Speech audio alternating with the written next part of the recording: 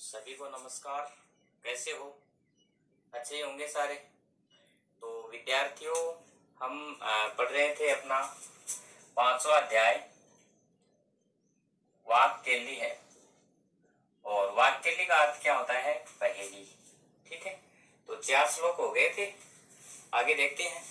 सबसे पहले देखते हैं 5वां श्लोक। देखो देखो भाई, पाणिनीय का अर्थ होता है पानी, जल। पातुम पीना, इच्छा में चाहता हूं। तवत तुम्हारे हाथ से, तुम्हारे हाथ से। कमल लोचने, कमल के समान नयन वाली, कमल के समान नयन वाली। ठीक है, यदि, यदि का अर्थ यदि ही होता है। अब यहाँ पे संधि करो, दासी धन असी।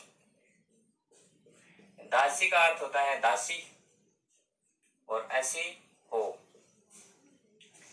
ठीक है, नेच्छामि, संधि करो, नय धन इच्छामि। गुण संधि है यहाँ पे। नय का अर्थ होता है नहीं, इच्छामि चाहता हूं।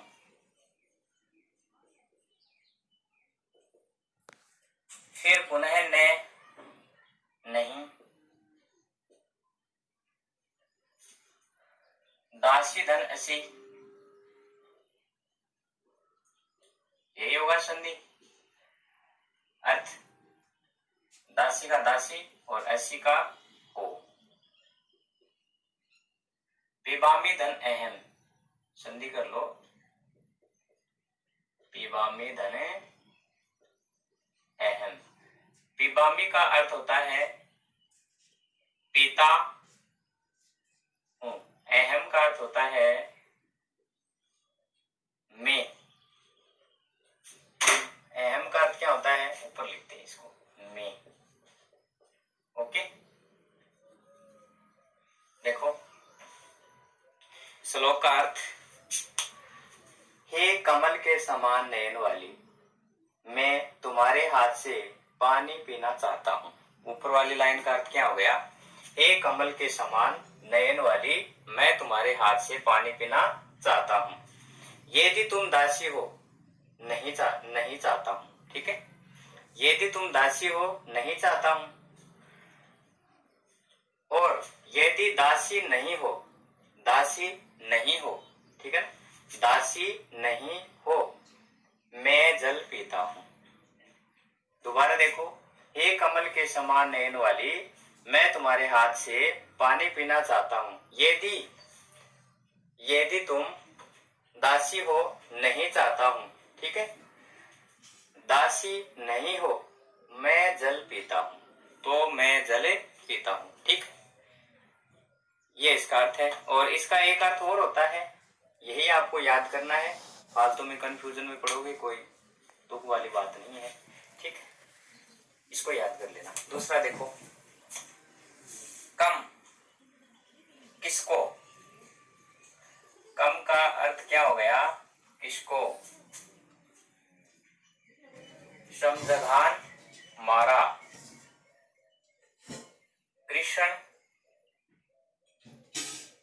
कृष्ण ने, कृष्ण ने किसको मारा।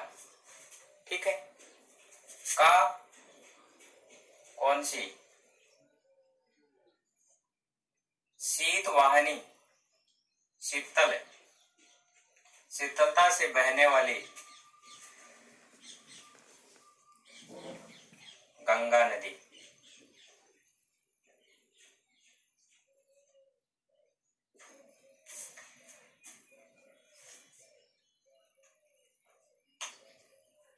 शीतल नदी गंगा कौन सी है?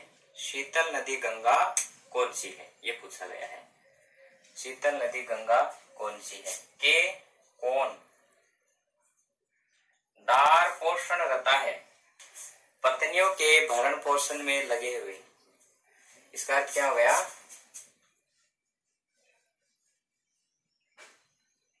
पत्नियों के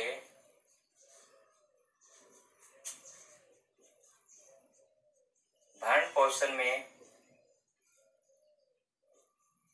लगे हुए। ठीक, पत्नियों के भरण पोषण में लगे हुए। कम किस, बलवंत है बलवान। न नहीं, बाध्यते बाधित करती है।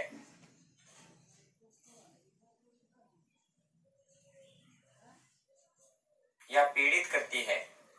शीतलम शीत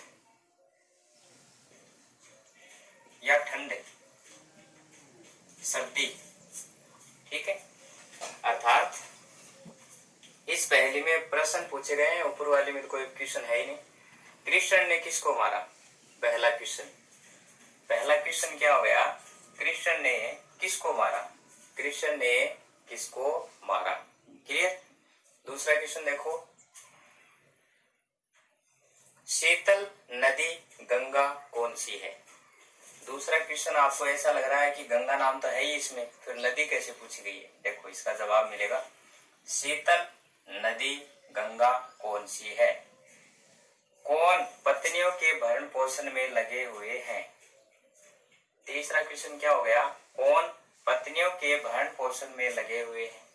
चौथा क्वेश्चन क्या है, किस बलवान को सर्दी पीड़ित नहीं करती है, किस बलवान को सर्दी पीड़ित नहीं करती है। तो ये 4 क्वेश्चन है। अब इनके आंसर आपको देने हैं और ये 100 पद उत्तर पहेली है। अब देखो कैसे है, यहाँ पे प्रथम 2 अक्षर है ना, उनसे इसका आंसर बन रहा है। देखो, कृष्ण ने किसको मारा, तो ये क्या है, कंसम, कंस को। क्लियर, कृष्ण ने किसको मारा, कंस को। दूसरा देखो, शीतल नदी गंगा कौन सी है, पहले 2 अक्षर मिलाओ, का और सी, का और सी, काशी, काशी में बहने वाली नदी। शीतल नदी कौन सी है, काशी में बहने वाली नदी। गंगा नदी कहाँ पे बहती है, काशी में, यूपी बिहार। अब देखो, कौन पत्नियों के भरण पोषण में लगे हुए हैं, तो यहाँ पर 2 को मिलाओ, केदार, 3 को मिलाना पड़ेगा, केदार। केदार का अर्थ होता है किसान, केदार का अर्थ क्या होता है, किसान, किसान होता है भाई। और किस बलवान को सर्दी पीड़ित नहीं करती है, तो ये देखो, कंबल, कंबल युक्त व्यक्ति को।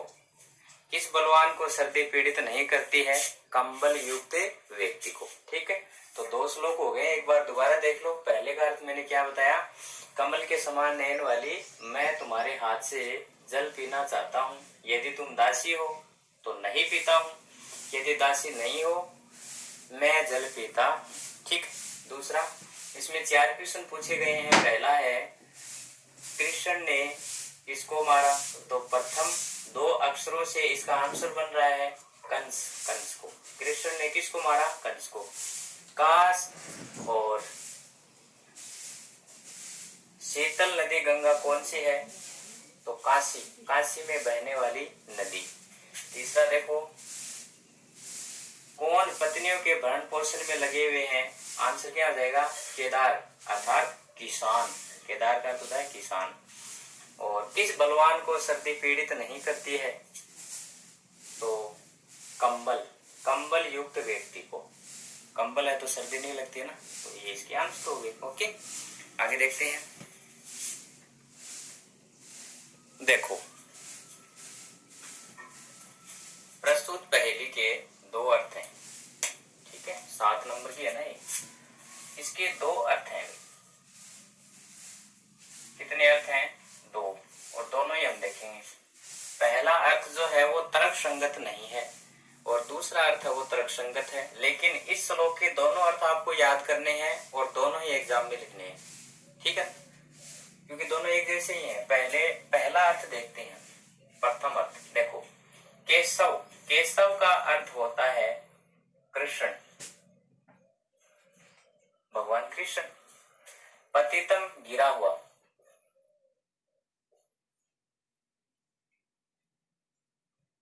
दृष्टवा देख कर, दृष्टवा का अर्थ क्या होता है? देख कर, दिखाई दे रहा ना ऊपर तक? हाँ चलो ठीक है। द्रोणम, द्रोण, आचार्य द्रोण, आचार्य द्रोण, या फिर द्रोणाचार्य, द्रोणाचार्य लिखते हैं, ठीक है ना।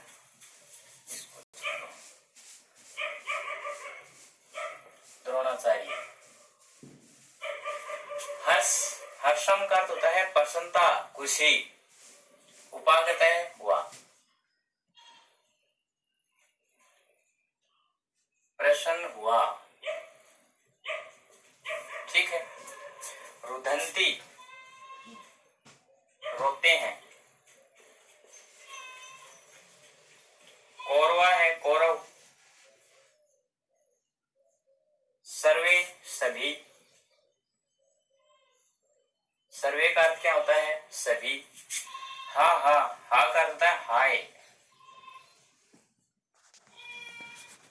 हाय। केशव, केशव, कृष्ण, कृष्ण, कृष्ण, ठीक है। देखो, कृष्ण को, कृष्ण को गिरा हुआ देखकर, कृष्ण को गिरा हुआ देखकर आचार्य द्रोण प्रसन्न हुआ। कृष्ण को गिरा हुआ देखकर आचार्य द्रोण प्रसन्न हुआ।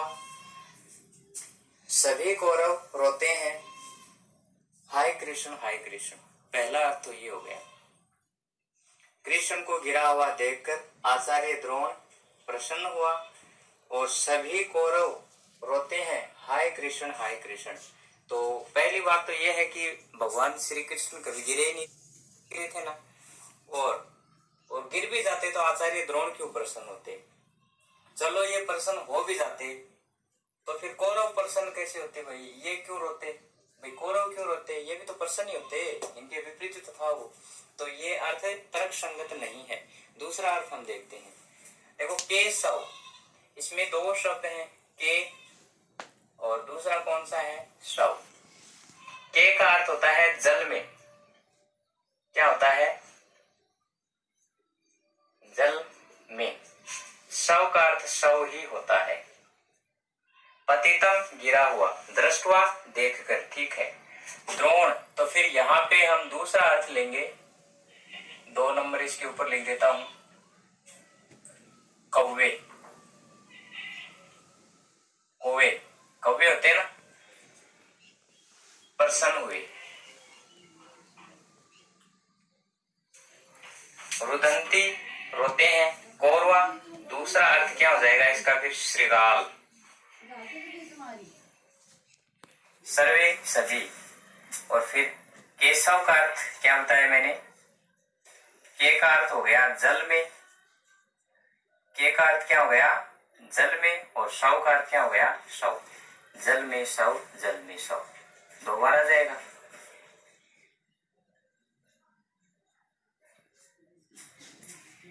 देखो, दूसरा अर्थ क्या हो गया? जल में शव गिरा हुआ देखकर। के का अर्थ क्या हो गया? जल में, जल में शव को आएगा भाई, द्वितीय विद्या। शव को गिरा हुआ देखकर कौवे प्रसन्न हुए। जल में शव को गिरा हुआ देखकर कौवे प्रसन्न हुए और सभी श्रृगाल रोते हैं, हाय जल में शव, हाय जल में शव, ठीक है। तो ये जो पहली है इसके 2 अर्थ हैं। पहला अर्थ तर्क संगत नहीं है, फिर भी आपको लिखना है और याद भी करना है। एग्जाम में ऐसे ही लिखना पड़ेगा आपको, मैं पीडीएफ आपके पास भेज दूंगा, वो देख लेना। पहला अर्थ क्या है इसका? कृष्ण को गिरा हुआ देखकर आचार्य द्रोण प्रसन्न हुए, सभी कौरव रोने लगे, हाय कृष्ण। ठीक है।